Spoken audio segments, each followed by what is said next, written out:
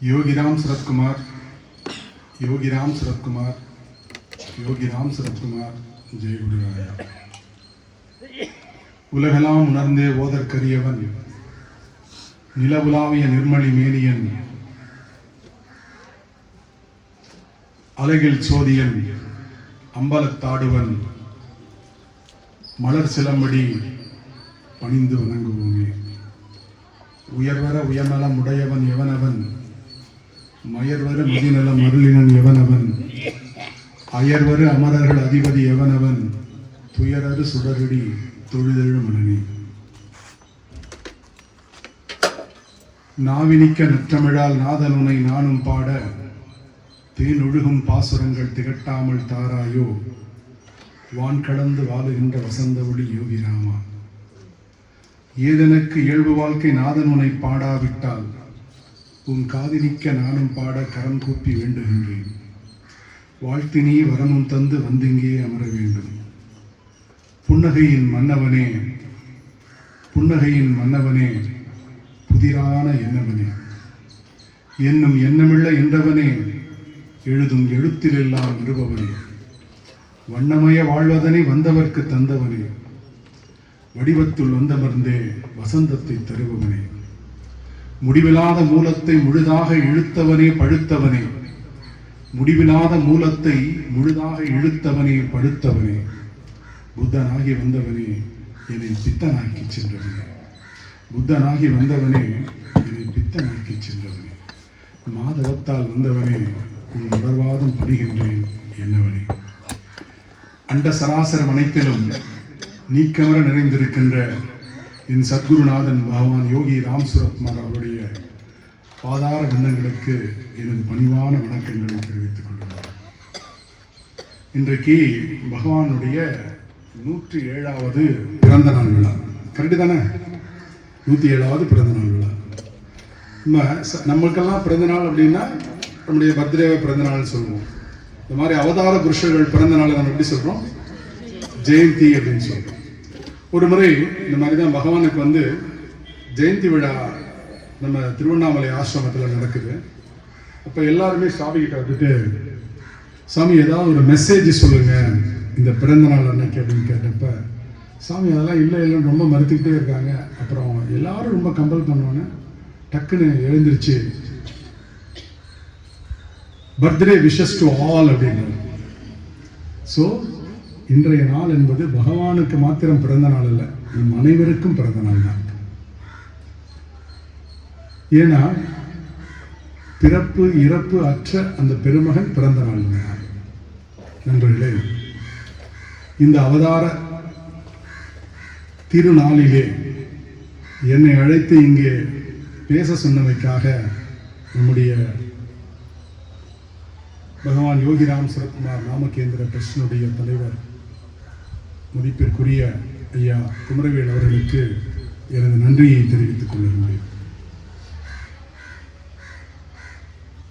நண்பர்களே, அவர் பாருங்க, பேர் ரொம்ப அழகாக வச்சிருக்காரு, நாமகேந்திரா ட்ரஸ்ட். நாமகேந்திரா ட்ரஸ்ட். ஏன் அந்த பேரை வைக்கணும்? யோகிராம் சரத்குமார் கோவில் கூட வச்சிருந்திருக்கலாம், நாமகேந்திரா ட்ரஸ்ட். யோகிராம் சரத்குமார் மிகவும் வலியுறுத்தி சொன்னது எது? மட்டும்தான் சொல்ல. பகவான் வேற எதையுமே நம்மகிட்ட இருந்து கேட்கலாம். ஒண்ணு கேட்கிறாரு. என்ன கேட்கிறாரு? ஸோ அந்த நாமம் எவ்வளவு வலிமை படைத்ததாக இருக்க வேண்டும். நாமம் வேறு, பகவான் வேறு அல்ல, ரெண்டும் ஒண்ணுதான். ஸோ அதனாலதான் அவர் இந்த கோவிலுக்கு நாமகேந்திரான்ற ட்ரஸ்ட்டை ஃபார்ம் பண்ணியிருப்பார் நான் நினைக்கின்றேன். அதான் சாமி. நண்பர்களே, இந்த மேடையிலே நம்மோடு வீற்றிருக்கின்ற கருணாகரன் ஐயாவை பற்றி ஒரு சில வார்த்தைகள் பேச வேண்டும். பகவான் யோகிராம் சரத்குமார் அந்த ஸ்தூல உடம்போடு இருந்த காலத்தில் அவரோடு நெருங்கி பழகியவர் நம்முடைய கருணாகரன் ஐயா அவர்கள். எல்லாம் உங்களுக்கு தெரிஞ்சிருக்கும் இல்லையா? அவர் எப்படி பழகியிருந்தார் அப்படின்னா, கிருஷ்ணகிரியில பெருமாள் ராசு அப்படின்னு சொல்லிட்டு ஒரு மிகப்பெரிய தத்துவ ஞானி பிலாசபர் ஐயா மாதிரி வரும். இவர்கள் இருவரும் பகவானிடத்திலே சென்றார் என்றால், பகவான் he himself requested Karunakaran, Perumal Rajaiah இருவரையும் அங்கே வந்திருக்கின்ற பக்தர்களுக்காக ஏதாவது உரையாற்றுங்கள் என்று சொல்லுவார்கள். அப்படின்னா இவர் எவ்வளவு பெரிய ஞானம் படைத்த ஒரு மனிதர் நம்முடைய இருக்கிறார் என்பதை தெரிந்து கொள்ளும். ஏதோ நம்முடைய சாதாரணமாக உட்கார்ந்துட்டு இருக்கிறதுனால நான் அவருக்கு சமமாக சேர் போட்டு உட்கார்றதுக்கு கொஞ்சம் கூச்சமாக இருக்கு எனக்கு. ஏன்னா அவருடைய நிலை வேற, என்னுடைய நிலை வேற. இந்த மாபெரும் மனிதர் நமக்கு பகவான் ஸ்தூல உடம்பில் இல்லை என்கின்ற குறையை இங்கே நமக்கு தீர்த்து கொண்டிருக்கின்றார். எத்தனை பேர் பகவானை நான் நேரில் பார்க்கவில்லை, அவர்கள் உடலோடு இருக்கும் பொழுது பார்க்கவில்லையே என்ற பாக்கியம் இல்லை என்று நீங்கள் எல்லாம் கேட்கிறீர்களோ, அவர்களுக்கெல்லாம் பகவானாக இங்கே சாட்சியாக இருக்கின்றார் நம்முடைய கருணாகரன் ஐயா அவர்கள். அவருக்கு பாதம் பணிந்து நான் வணங்கி என்னுடைய பேச்சை தொடங்குகிறேன். நண்பர்களே, குருவை விட இந்த உலகத்தில் சிறந்தது எதுவுமே இல்லை. குருவை விட இந்த உலகத்தில் சிறந்தது எதுவுமே இல்லை.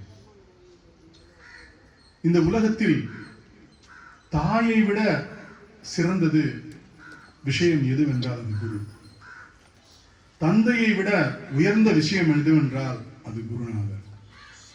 ஒரு அரசனுடைய கம்பீரத்தை விட மிக உயர்ந்தது எது என்றால் அது குருநாதருடைய அருகாமை. இது சத்தியம் சத்தியம் என்று நம்முடைய நண்பர் பாலகுமாரன் அவர்கள் சொல்லுகின்றார். நண்பர்களே, பகவான் யோகி ராம் சரத்குமார் சொல்லுகின்றார், இந்த பிச்சைக்காரன் எதை செய்தாலும் அது ஆசீர்வாதமே. இவன் கோபத்தில் சிலரை திட்டுகிறான், அதுவும் ஆசீர்வாதமே. அதன் பலனை அவர்கள் அடைவார்கள்.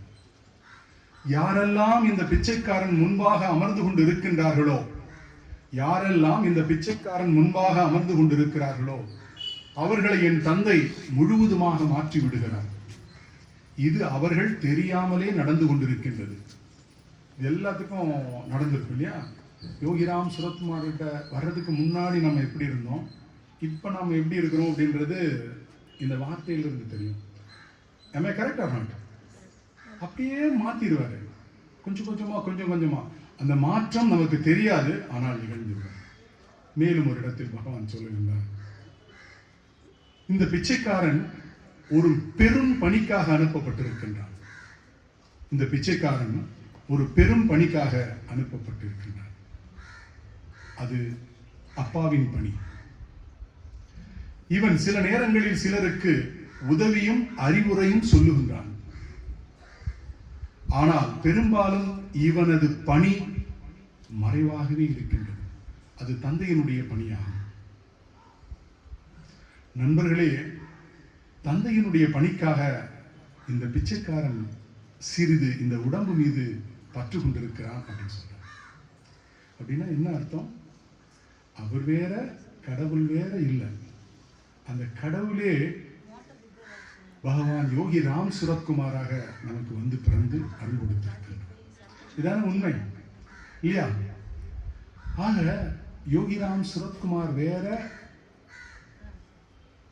கடவுள் வேற இல்லை. அவர்தான் எப்படி எங்கோ தோன்றுகின்ற ஆற்று நீர் அப்படியே ஓடி போய் கடல்ல கலந்து அந்த கடல் நீரும் ஆற்று நீரும் ஒன்றாக மாறிவிடுகின்றது. அதை பிரிக்க முடியுமா?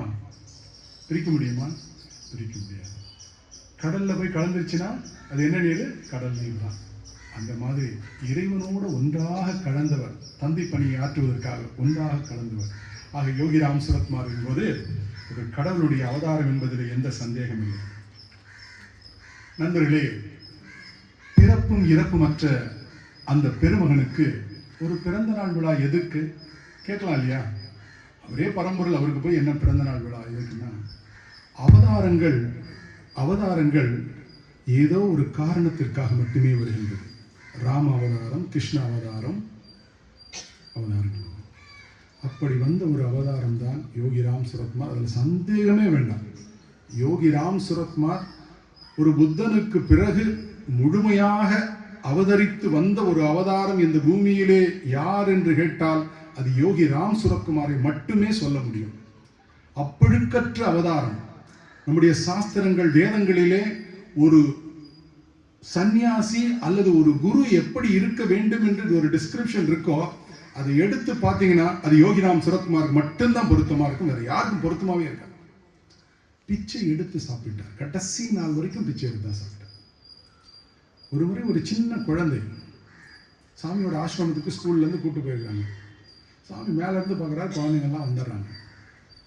இப்போ சாமிக்கு அந்த குழந்தைங்கிட்ட பேசணும்னு ஆசை, கிடுகிடுன்னு இறங்கி வர்றாரு. வந்துட்டு ஒரு சின்ன குழந்தைகிட்ட போயிட்டு பக்கத்தில் உட்கார்றாரு. உட்காந்துட்டு அந்த கொட்டாங்குச்சியை எடுத்து இப்படி காட்டுறாரு. அந்த குழந்தை என்ன பண்ணுது, பாக்கெட்லேருந்து ₹1 காசு எடுத்து சாமி இதில் போடுது. அதுக்கு தெரியல பாவம். இப்போ சாமி சொல்கிறாரு, அது வேண்டாம், எனக்கு உன் டிஃபன் பாக்ஸை கொடுன்றாரு. அந்த பொண்ணு டிஃபன் பாக்ஸ் கொடுக்குது, 2 இட்லி வச்சிருக்கு, அதில் ஒரு இட்லியை சாமி எடுத்து சாப்பிடுகின்றார். கடைசி நாள் வரைக்கும் பிச்சை கேட்டார், கடைசி நாள் வரைக்கும் பிச்சை கேட்டார். சாமிக்கு பிச்சை கேட்க வேண்டும் என்ற எந்த அவசியமும் அது இருந்ததா? இல்லை. உண்மையினுடைய முழு சொருவமாக இருந்தவர் தான் பகவான் யோகிராம் சுரத்குமார். இந்த பிறப்பும் இறப்புமற்ற இந்த பிதாமகன், இந்த அவதாரம் இந்த நாளில் அவதரித்தது. அது எந்த ஆண்டு? 1/12/1918. ஒரு அவதாரம் பிறப்பெடுக்கிறது என்றால் அந்த நாள் நிச்சயமாக முக்கியமான நாளாகத்தான் இருக்க முடியும், இல்லையா? அந்த நாள் எவ்வளவு சக்தி படைத்த நாளாக இருக்க வேண்டும். அப்படிப்பட்ட ஒரு சிறந்த நாள் தான் பகவான் பிறந்த 1/12. இந்த நாள் நம்முடைய வாழ்க்கையில மறக்கக்கூடாத ஒரு நாளாக இருக்க வேண்டும். ஏன் அப்படின்னா, பகவானுடைய முழு அவதார திருநோக்கத்தினுடைய சக்தியும் இந்த அன்னைக்கு அடங்கி இருக்கு. இந்த அன்னைக்கு நம்ம கோயில்ல வந்து பகவானை வழிபடுகின்ற பொழுது அவருடைய அருள் கடாட்சம் மீது முழுமையாக பொழியும். அவரை நாம் இன்று பார்க்கின்ற பொழுதும், அவர் நாமத்தை இன்று சொல்லுகின்ற பொழுதும், மற்ற நாட்களில் மற்ற நேரங்களில் சொல்லுவதில் அதுக்கு அதிக சக்தி இருக்கின்றது. திருமூலர் சொல்றார் இல்லைங்களா, தெளிவு குருவின் திருமேனி காண்டல், தெளிவு குருவின் திருநாமம் சொற்பல், தெளிவு குருவின் திருவார்த்தை கேட்டல், தெளிவு குரு சிந்தித்தலாலே. இந்த அன்னைக்கு முழுக்க நம்ம குருக்காக தியாகம் பண்ணிட்டு அவரை மட்டுமே நினைச்சு அவருடைய நாமத்தில் மட்டுமே திளைச்சி இருந்தோம்னா என்ன கிடைக்கும்? அவருடைய முழு ஆசீர்வாதம் நமக்கு. ஒத்துக்கிறீங்களா? பகவான் யோகிராம் சுரத்குமார் அவர்கள் ஒரு மகா மந்திரத்தை நமக்கு கொடுத்து சென்றார். அதாவது ராமாவதாரத்துல ராமநாமம், கிருஷ்ண அவதாரத்துல கிருஷ்ணநாமம்.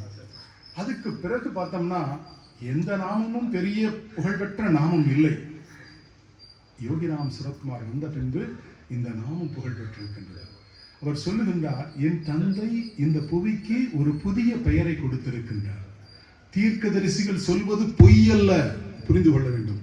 ஒரு ஞானிகள் சொல்வது பொய் அல்ல. பகவான் யோகிராம் சுரத்குமார் சொன்னது உண்மையினுடைய மொத்தம். என் தந்தை கடவுள் இந்த புவிக்கு ஒரு புதிய பெயரை கொடுத்திருக்கின்றார். அது என்ன பெயர்? Yogiram Suratkumar. Whenever you are in trouble, call this beggar's name with faith. 3 times my father will come and rescue from the problem.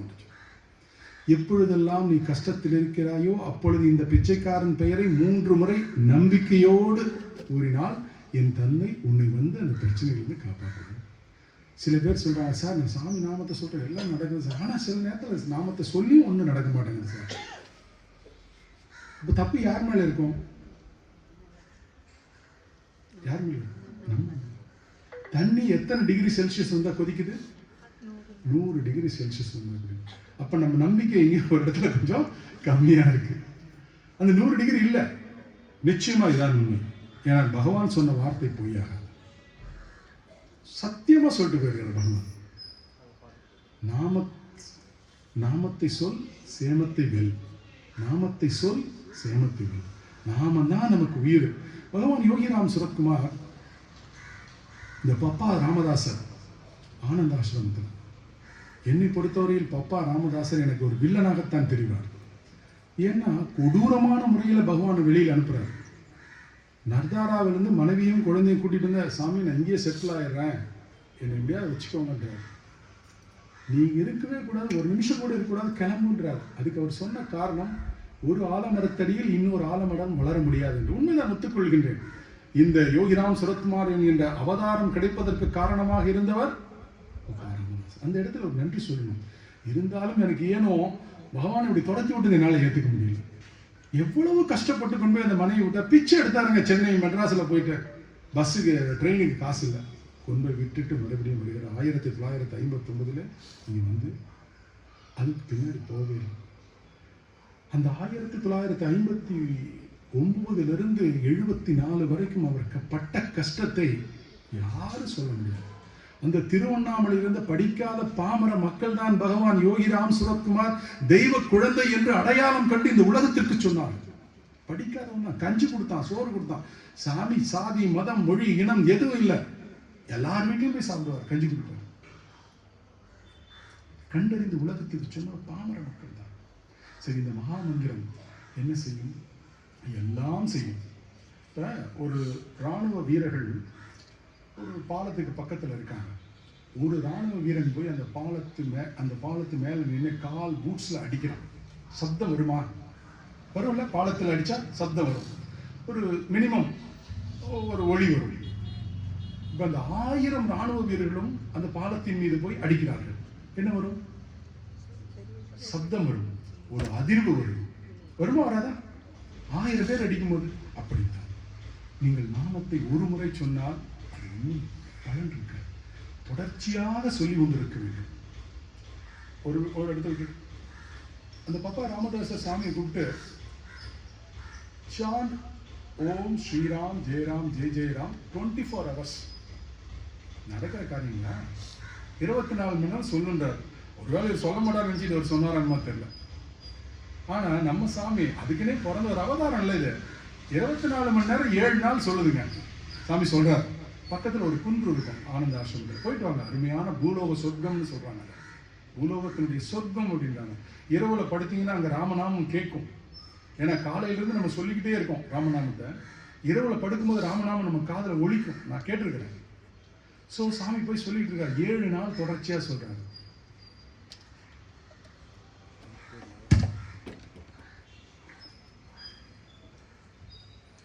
ஏழு நாள் சொல்லிட்டு இருக்காரு. 7வது நாள் சாமி சொல்லவில்லை நாமத்தை, ஆனால் இந்த உடல் உயிர் ஆன்மா சொல்ல ஆரம்பிச்சது. சொல்லுமா சொல்லாதா? உன்னை பழக்கிட்டோம்னா 24 மணி நேரம் சொல்லி போடுங்க, நீங்க சொல்ல தேவையில்லை, அதுவா சொல்ல ஆரம்பிச்சிடும். அப்படி இப்ப ஒரு 2 நாட்டுக்கு போர் நடக்குது. வீரர்கள்லாம் அடிச்சு நுறுக்கி அடுத்த நாட்டுக்குள்ள நுழைகிறாங்க. ஆனா ஒருத்த மட்டும்தான் மேலே ஏறி கொடி ஏற்றுறான் இல்லையா? வெற்றி கொடி ஏற்றுறான். அந்த மாதிரி தான் இந்த ஆன்மீகத்துல நாமத்தை சொல்லி ஞானத்தை அடைந்த ஒரு சிலர் நம்முடைய பகவான் யோகி ராம் சுரத்குமார் அவர்கள் இருக்கின்றார்கள். நாமத்தை சொல்லியே ஞானம் அடைகிறது. ஞானம் அடைவதற்கு எத்தனை வழி இருக்கின்றது. அதுல எளிமையான வழி எது? The fastest, easiest, surest method to reach God is nothing but chanting Ramnam. Fastest, easiest, surest method to reach God is chanting Ramnam continuously. இப்ப நாமத்தை சொல்றது ஏதாவது தனியா நேரம் வேணுமா? தேவையில்லையே. எங்க வேணா உட்காந்து நாமத்தை சொல்லலாம், எப்ப வேணா சொல்லலாம், சமைக்கும் போது சொல்லலாம், உட்காந்து எழுதிட்டு இருக்கும்போது சொல்லலாம், இல்லைங்களா? ஸோ அந்த நாமத்தை சொல்லுவதை நாம் தலையாய பணியாக கொள்ள வேண்டும். நண்பர்களே, இந்த மனித வாழ்க்கையில எத்தனை கஷ்டம் நஷ்டங்கள் இருக்கின்றன இல்லையா? கஷ்டம்னு எல்லாருக்குமே ஒரு இது வருது, ஒரு புத்துணர்ச்சி. ஏன்னா எல்லாருக்குமே கஷ்டம் இருக்கு இல்லைங்களா? இந்தியாவில் சராசரியா ஒரு நாளைக்கு 80,000 குழந்தைகள் பிறப்பதாக சொல்லுகின்றார்கள். 80,000 children's born. இதுல எல்லா குழந்தைகளும் ஒரே மாதிரி இருக்கா? ஒவ்வொரு பணக்கார குழந்தை, ஏழை குழந்தை, ஒரு குழந்தை கண் குருடாக பிறக்கிறது, ஒரு குழந்தை கால் குருடாக இருக்கிறது, பிறக்கும் பொழுதே இறந்து விடுகிறது. சில குழந்தைகளுக்கு வெவ்வேறுபட்டது. இதெல்லாம் ஏன் நடக்குது? யாராவது சொல்ல முடியுமா? ஏன் நடக்குது? கர்ம பலன். அம்மா கரெக்டாக சொல்லுங்க, எல்லாரும் கை தட்டிடுவோம். கர்மானா நமக்குலாம் புரியாது, என்ன மாதிரி படிக்காதவங்களுக்கு புரியறது இல்லைம்மா. அது விதி. இப்போ உனக்கு விதிச்ச விதிப்பா, அதான் நடந்துச்சு அப்படின்னு சொல்லி. சரி, இந்த விதியை மாற்ற முடியுமா? கர்ம பலனை அழிக்க முடியுமா? பண்ணலாமா?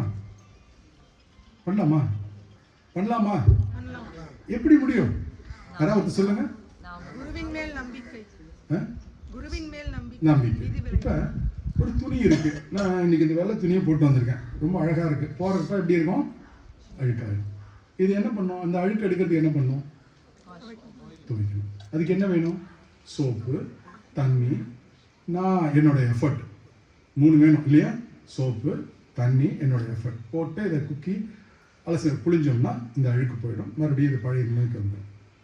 ஆக இந்த கர்மா என்பதும் அப்படித்தான் முடியும். தான தர்மங்கள் செய்வதன் மூலமாக கொஞ்சம் போகும். வேற எதனால மொத்தமா எடுக்க முடியும் அப்படின்னா இறை நம்பிக்கை. நம்முடைய தாயினுடைய வயிற்றிலே நாம் பிறக்கின்ற பொழுது ஒரு சத்தியத்தை இறைவனுக்கு செய்து கொடுக்கின்றோம். 6 மாதமாக இருக்கின்ற பொழுது ஒரு சத்தியம் செய்து கொடுக்கணும். அது என்ன அப்படின்னா, இறைவா நான் வெளியே போனவங்க உன்னை மட்டுமே நினைத்து கொண்டிருப்பேன், உன்னை நினைப்பதை தவிர வேறு எந்த வேலையிலும் நான் ஈடுபட மாட்டேன்னு சொல்லி சத்தியம் செஞ்சுட்டு வந்தோம். அம்மா வயிற்றுலேருந்து வெளியே வந்தோன்னா என்ன ஆயிடுது? அந்த சத்தியம் மறந்து போயிடுது. அந்த சத்தியத்தை மறக்கடிக்கிறது யாரு? தாய், தந்தை, சொந்தக்காரங்க இல்லையா? என் செல்லம், அழகு, எப்பேற்பட்ட குழந்தை இது, இப்போ சொன்னோன்னு புரிஞ்சுக்கிறான் பாருங்க. இப்பயே ஏபிசிடி சொல்கிறான், எல்லாம் சொல்கிறோமா இல்லைங்களா? அவனுக்கு சொல்லி ஃபீட் பண்ணி அவனுக்கு தங்க நகை, வைர நகை, நம்முடைய சுற்றுச்சூழலுக்கு தகுந்த மாதிரி அவனை உருவாக்கி வளர்த்து விடுகின்றோம். நம்ம கரெக்டாக நான். ஸோ அந்த குழந்தை என்ன பண்ணிடுறான்? உள்ள தாய் இறைவனுக்கு சத்தியம் செய்து கொடுத்து விட்டு தான் வெளியே வந்திருக்கிறான், அதை மறந்து விடுகிறான். இப்போ அவனுக்கு இறைவன் நம்பிக்கையே இல்லை, அவன் மாட்டுக்கு பொருள் ஈட்டதிலே போயிட்டு இருக்கிறான். இந்த நம்பிக்கை எப்போ வரும்? கஷ்டம் வந்தது. ஸோ அப்போ இந்த கஷ்டத்தை முழுமையாக நாம் துரத்துவதற்கும் அதிலிருந்து வெளியே வருவதற்கும் ஒரே ஒரு வழி, எளிமையான வழி. எது? யோகி ராம் சரத்குமார் என்கின்ற நாமத்தை தொடர்ச்சியாக சொல்லுகிறது. இந்த நாமத்துக்கு என்ன ஸ்பெஷல் அப்படின்னா, அதான் சொன்னேன் இல்லைங்களா, என் தந்தை இந்த உலகுக்கு ஒரு புதிய பெயரை கொடுத்திருக்கின்ற, அது fresh. Rama old, Krishna Krishna old, Rama very very old சொல்லலாம், தப்பு ஒன்றும் கிடையாது. சிவா நாமத்தையும் சொல்லலாம். ஆனால் யோகி ராம் சரத்குமார் ஃப்ரெஷ்ஷாக இருக்கு. எப்பவுமே புது இதுக்கு கொஞ்சம் வேகம் முடியும். ஓகே, இப்போ இந்த குறைகளுக்கு, இந்த கஷ்டங்களுக்கெல்லாம் இன்னொரு காரணம் இருக்கின்றது. நாம் பிறக்கின்ற பொழுது தெளிவாக பேசிட்டு இருக்கேன்னா இல்லை ஏதாவது தூக்கம் வருதா? இப்போ மனம்னு ஒன்று இருக்கு, எல்லாத்துக்கும் தெரியுமா? அது எங்க இருக்கு? மனசு.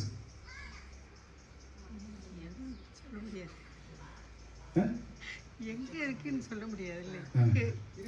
இருக்கா? மனசு இருக்கா? பார்க்க முடியலையே. மூளை இருக்கு, இதயம் இருக்கு, கண் இருக்கு, காது இருக்கு. மனசை நம்ம பார்த்ததே இல்லையே. எண்ணங்களுடைய தொகுப்பு. எண்ணம் எங்க இருக்கு? எண்ணம் எங்க உற்பத்தி ஆகுது? உற்பத்தி. ரொம்ப அழகா சொல்லலாம் அதை. எண்ணங்களுடைய தொகுப்பு தான் மனம். ரமணர் சொல்றார், எண்ணங்களுடைய தொகுப்பு தான் மனம். ஆனா அந்த மனம் எங்க இருக்குது? There is a mind, but it is an invisible organ. கண்ணுக்கு தெரியாத ஒரு உறுப்பு, ஆனால் அது இருக்கிறது, அது வேலை செய்து கொண்டிருக்கிறது. என்ன பண்றா இறைவன்? எல்லா உயிரினங்களும் படைத்த இறைவன் இந்த மனிதனை படைத்து விட்டு இந்த மனிதனுக்குள்ளே அந்த மனதை செலுத்துகிறான். இந்த மனிதனுக்குள்ளே அந்த மனதை செலுத்துகிறான்.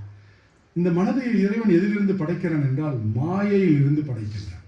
மாயை, மாயா, அது எப்பவுமே நல்லதை பார்க்காது, கெட்டதை மட்டும்தான் பார்க்கும். எது? மனசு எதை பார்க்கும்? கெட்டதை. ஸோ அப்படிப்பட்ட ஒரு மாயையிலிருந்து மனதை உருவாக்கி மனிதனுக்குள் செலுத்துகின்றான். மனதை உடையவன் மனிதன். பெயர் வந்துருச்சப்ப, எவன் ஒருவனுக்கு மனம் என்ற ஒன்று இருக்கிறதோ அவன் மனிதன். மனிதன் ஆச்சா? இந்த மனிதனுக்கு இந்த மனம் எப்பவுமே என்ன பண்ணுது? தவறான வழியை காட்டுது. இப்போ குதிரை மேலே ஒருத்தன் உட்காந்துருக்கான், அந்த குதிரையை ஓட்டுறான். அந்த குதிரை என்ன பண்ணும்? அவனுக்கு தேவையான இடத்துக்கு கூட்டிட்டு போகணும்னு நினைக்குமா, கீழே தள்ளணும்னு நினைக்குமா? கீழே தள்ளணும் தான் நினைக்கும். இந்த மனதினுடைய இயல்பும் அதே தான். இந்த குதிரை என்ன பண்ணும்? கீழே தள்ளி அப்படி திரும்பி பார்க்கும். அதே போல இந்த மனசு என்ன பண்ணும்? நம்ம எப்பயாவது கெட்ட வழிக்கு கூட்டிட்டு போகலானே பார்த்துட்டு. இதுதான் மனதினுடைய இயல்பு. இந்த மனதை அந்த இயல்பில் இருந்து மாற்றக்கூடிய வல்லமை படைத்தது எது? அந்த மனதை அதனுடைய இயல்பு தான். ஆனா அந்த இயல்புல இருந்து மாறணும். பகவான் யோகி ராம் சரத்குமார் என்ன சொல்றாரு? This beggar died at the feet of Pappa Ramadasar in the year of 1952 அப்படின்னு சொல்றாரு. என்ன அர்த்தம்? இந்த பிச்சைக்காரன் எங்க பப்பா ராமதாசர் மடியில செத்து போயிட்டான்னு அர்த்தம் இல்ல, மனதை கொன்று விட்டான். He kills the mind. The yogis and the nanis, they does not have mind. Mindless status. மனம் இருந்தா தானே நீங்க வேற்றுமை பார்ப்பீங்க, மனம் இருந்தா தானே வேற்றுமை பார்ப்பீங்க. ஸோ அந்த நிலைக்கு, ஸோ மனமற்ற அந்த நிலை வந்தா மட்டும்தான் நம்மளால தவறுகள் தப்பு எதுன்னு சரிபார்த்து நம்ம செய்யணும். சரி, இது ஒரு சின்ன கதை. ஒரு சிஷ்யன் குரு கிட்ட எல்லாம் பயிற்சி எல்லாம் எடுத்துட்டு சரி குரு கிட்ட சொல்லிட்டு நம்ம போலாம் அப்படின்னு சொல்லிட்டு குருவனுடைய வீட்டுக்கு வருகிறான். வந்து கதவை தட்டிட்டு குருநாதான்றான். அவர் யார் அது அப்படின்றார். அவரு யார் அது அப்படின்னா நான் தான் அப்படின்றான். போ அப்படின்றார். ஒண்ணுமே புரியல. என்னடா குருநாதருக்கு நம்ம குரல் மறந்து போச்சா? நம்மளோட போப்போன்றாரு. இத்தனை நாள் பழகிருக்கோம், எல்லா வித்தைகளையும் கட்டிக்கிட்டு நீங்க போக வேண்டிய நாள் நேற்று அவர்கிட்ட சொல்லிட்டு தானே. திரும்ப ரூமுக்கு போயிட்டு உட்காந்து திரும்ப ஏன் நான் சொன்ன மாதிரி அந்த வேறுபாடு, டிஸ்கிரிமினேஷன், வேறுபாடு. இப்ப இந்த உடம்பு இருக்கு, இந்த உடம்புல என்னென்ன இருக்கு? உயிர் இருக்கு, ஆன்மா இருக்கு இல்லையா? இந்த உடல் என்னைக்கு, இந்த உயிர் என்னைக்கு, அதாவது இந்த பிராணன் என்னைக்கு நிற்கிறதோ அன்னைக்கு இந்த உடம்பில் இருந்து விடுகிறது. ஆனால் இந்த ஆத்மா இறப்பதில்லை.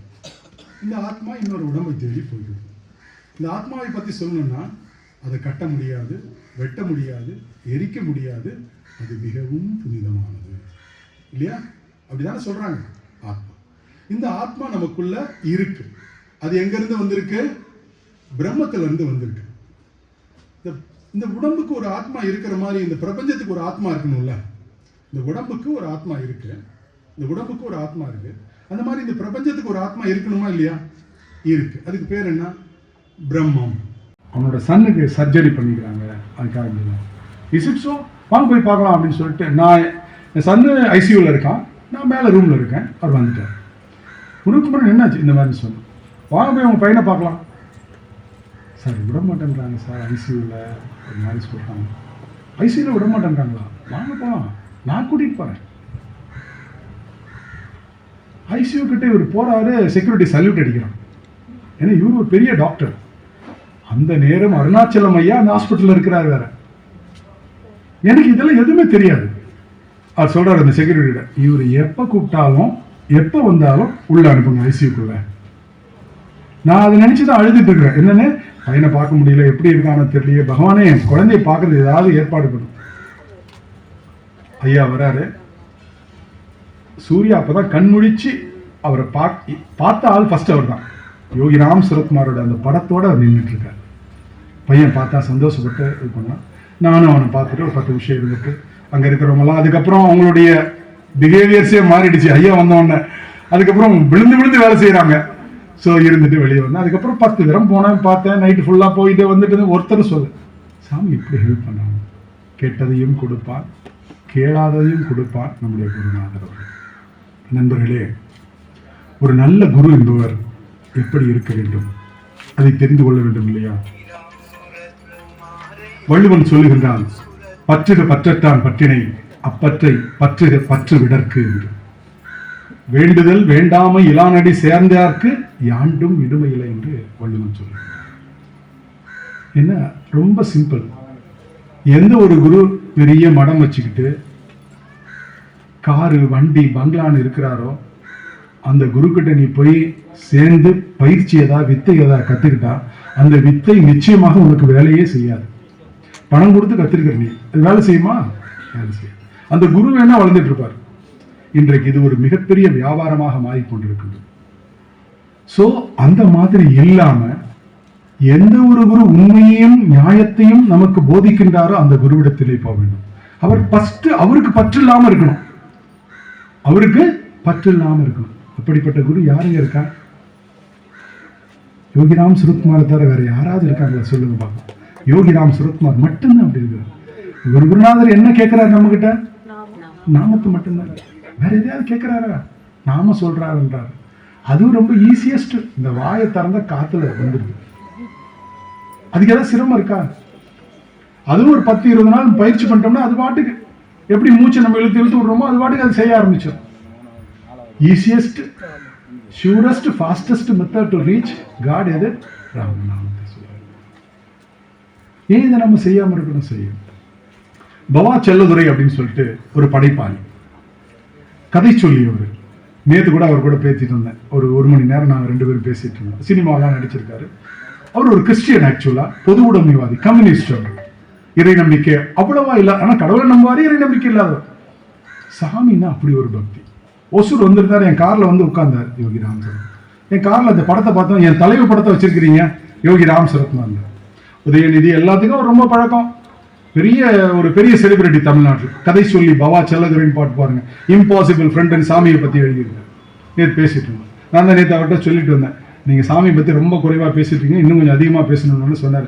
இன்னைக்கு அவர் போயிருப்பார், நான் 1 மணிக்கு போயிருப்பார் அங்க சாமியை பத்தி பேசுறதுக்காக அம்மாவை பார்க்கறதுக்காக. ஸோ அந்த பவா செல்லதுரை என்ன பண்றாரு, தன்னுடைய மனைவியோட வசித்துட்டு இருக்காரு. அவருக்கு ஒரு முதல் குழந்தை பிறந்து விடுகின்றது.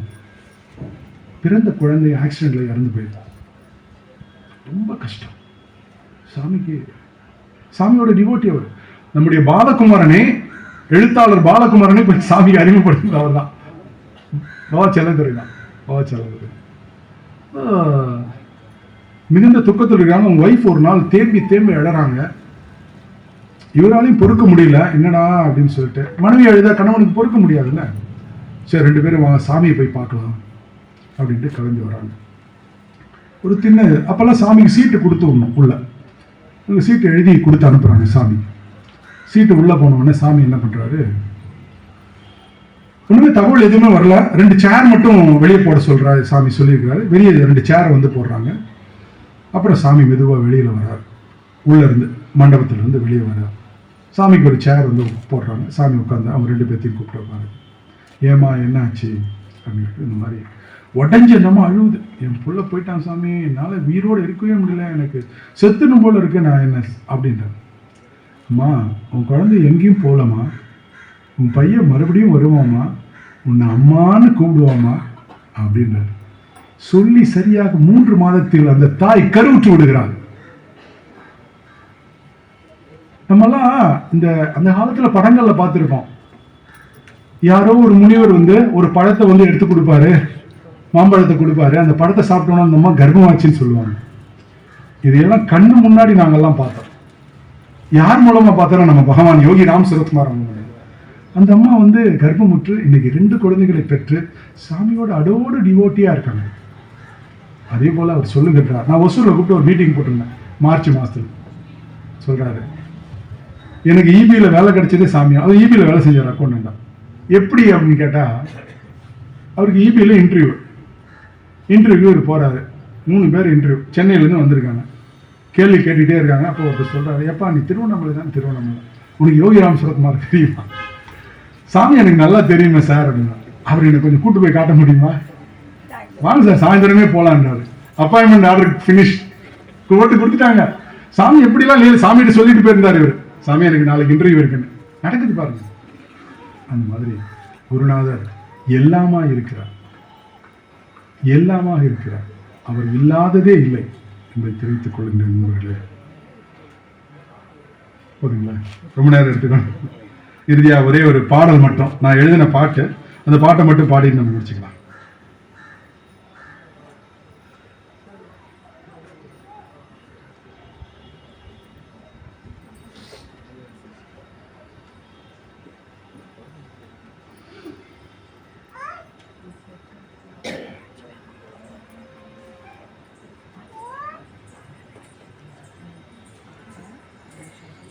योगी राम शरत्कुमार, योगी राम शरत्कुमार, योगी राम शरत्कुमार जय गुरुराय. அண்டமே உன்னிலே அடங்கி உலகம் இயங்குதே, ஆக்கல் காத்தல் அழித்தலும் அருவமாய் நடக்குதே. அண்டமே உன்னிலே அடங்கி உலகம் இயங்குதே, ஆக்கல் காத்தல் அழித்தலும் அருவமாய் நடக்குதே. காலனை கண்ணினால் கடந்து போக சொல்லுவாய், கணக்கில்லாத அற்புதத்தை காற்றை போல செய்யுவாய். அருணையில் இருந்து நீ அகிலம் எங்கும் ஆழ்கிறாய், அனைத்திறந்த வெள்ளமாய் அன்பினாலே நிறைகிறாய். கங்கை நதி கரையிலே பிறந்து வந்த கண்ணனே, கர்மவினை போக்கியே கடவுள் என காட்டினாய். முத்தமிழில் மூழ்கியே முதல்வன் உனை பாடுவேன். எப்பொருளும் நீயாயே எங்குமே காண்கிறேன். வாழ்க வாழ்க ஐயன் யோகி, வாழ்க வாழ்க வாழ்கவே. வாழ்க வாழ்க ஐயன் யோகி, வாழ்க வாழ்க வாழ்கவே. யோகி ராம் சூரத்குமாரா, யோகி ராம் சூரத்குமார், யோகி ராம் சூரத்குமாரா, யோகி ராம் சூரத்குமார். வாழ்விருளை போக்குவாய், வறுமையை நீ நீக்குவாய். யாதுமே நீயாகே யமபயத்தை போக்குவாய். பரம்பொருளை பார்த்து வந்த பாக்கியத்தை பெற்றோமே. கண்ட நாள் முதலாக கரைந்து போனேன் உன்னிலே. புலிவாயில் மாமிசமாய் போய் மறைந்தேன் உன்னுள்ளே. சுற்றி சுற்றி உன்னை சுற்றி சுழலும் எந்தன் வாழ்க்கையே. சுயநலத்தை போக்கி என்னை சூரியனாய் மாற்றினாய். சுடும் நெருப்பு துயரம் காட்டி சுந்தரமாய் ஆக்கினாய். மோகத்தீயை போக்கியே ஞானத்தீயை மூட்டினாய். வாழ்க வாழ்க ஐயன் யோகி, வாழ்க வாழ்க வாழ்கவே. யோகி ராம் சூரத்குமாரா, யோகி ராம் சூரத்குமார், யோகி ராம் சூரத்குமாரா, யோகி ராம் சூரத்குமார். எண்ணமற்று போகுதே யாவுமற்ற வெறுமையில். பைத்தியமாயாக்கினாயே பாச விலங்கு பூட்டியே. வைத்தியனாய் மாறியன் வாழ்வினையே மாற்றினாய். செம்மையான மனதிலே சேர்ந்து வாழ்வோம் யோகியே. ஏதும் இங்கு தேவையற்று, எதிலும் எனக்கு ஆசையற்று. உன்னிலே கலந்து நான் என்னையும் இழக்கிறேன். அறிவினால் ஆசை கூடும், ஆவதொன்றும் இல்லையே. பரம்பொருளே உந்தனது பாத கமலம் போதுமே. போதும் உந்தன் நாமமே உலகனைத்தும் காக்குமே. காக்கும் தெய்வம் யோகியே கடவுளாக காண்கிறேன். நாதழுக்க கூறுவேன் நாதன் உந்தன் நாமத்தை. வாழ்க வாழ்க வாழ்க ஐயன் யோகி, வாழ்க வாழ்கவே. யோகி ராம் சூரத்குமாரா, யோகி ராம் சூரத்குமார், யோகி ராம் சூரத்குமாரா, யோகி ராம் சூரத்குமார். सद्गुरुनाथ योगी राम सूरत कुमार महाराज की जय।